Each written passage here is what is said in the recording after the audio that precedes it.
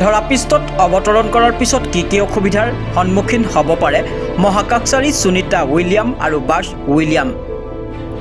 মহাকাশৰ পৰা ঠিকেই উভতি আহিব সুনিতা উইলিয়ামছ, কিন্তু ধৰাপৃষ্ঠত ভৰি দিব নোৱাৰিব সুনিতা উইলিয়ামছ। পৃথিৱী অহাৰ পিছত কি হ'ব সুনিতা উইলিয়ামছৰ, ইয়াক লৈ এতিয়া চৰ্চা সৰ্বত্ৰে। সুনিতা উইলিয়ামছ আৰু বাছ উইলিয়ামৰ স্পেচএক্সৰ ড্ৰাগন যানত পৃথিৱীলৈ উভতি আহিব। মহাকাশত দীঘলীয়া সময় কটোৱাৰ বাবে তেওঁলোকক ষ্টেচনত অনা হ'ব। ইতিমধ্যে পৃথিৱীমুখী হৈছে সুনিতা উইলিয়ামছ আৰু বাছ উইলমৰ।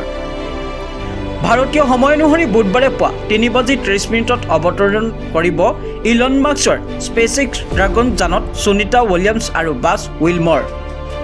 এই কথা ইতিমধ্যে নাছাই জনাইছে। সুনিতা উইলিয়ামছ আৰু বাছ উইলমৰ উভতনি যাত্ৰাত প্ৰায় 17 ঘণ্টা সময় লাগিব। দুয়োগৰাকী মহাকাশচাৰীয়ে স্পেচএক্স ক্ৰু কেপচুলত আহি সাগৰত অৱতৰণ কৰিব। এই কেপচুলটো খুলি দিয়াৰ পিছত মহাকাশচাৰীসকলক ষ্টেচনত লৈ অনা হ'ব। দৰাচলতে মহাকাশত মাহৰ পিছত মাহ কটোৱাৰ পাছত মহাকাশচাৰীয়ে হঠাৎ ধৰাপৃষ্ঠত খোজকাঢ়িব নোৱাৰে। মহাকাশচাৰীৰ শৰীৰত বহুত পৰিৱৰ্তন ঘটে, যাৰ বাবে মহাকাশচাৰীৰ শৰীৰ ভাৰসাম্য আৰু পেশীত বহুত প্ৰভাৱ পৰিব পাৰে। উল্লেখ্য যে পৃথিৱীত মধ্যাকৰ্ষণ শক্তিয়ে আমাৰ শৰীৰত নিয়ন্ত্ৰণ ৰাখে, কিন্তু মহাকাশত এনে নহয়, যাৰ ফলত মহাকাশচাৰীসকলে ওজনহীন অনুভৱ কৰে। যেতিয়া মহাকাশচাৰীয়ে মহাকাশত অধিক সময় অতিবাহিত কৰে, তেতিয়া তেওঁলোকৰ শৰীৰ মহাকাশৰ বাবে সাজু হৈ উঠে।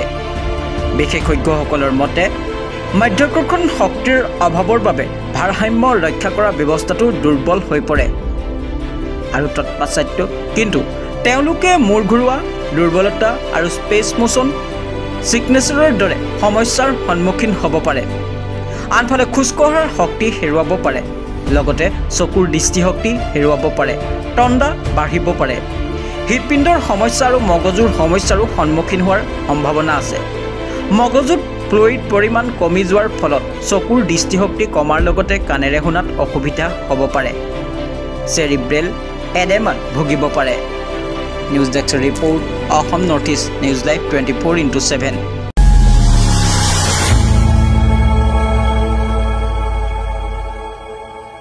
খবৰৰ আঁৰৰ খবৰ, ব্ৰেকিঙৰ হুলস্থুলৰ মাজত ৰৈ যোৱা সমাজৰ নেতিবাচক বহু খবৰ।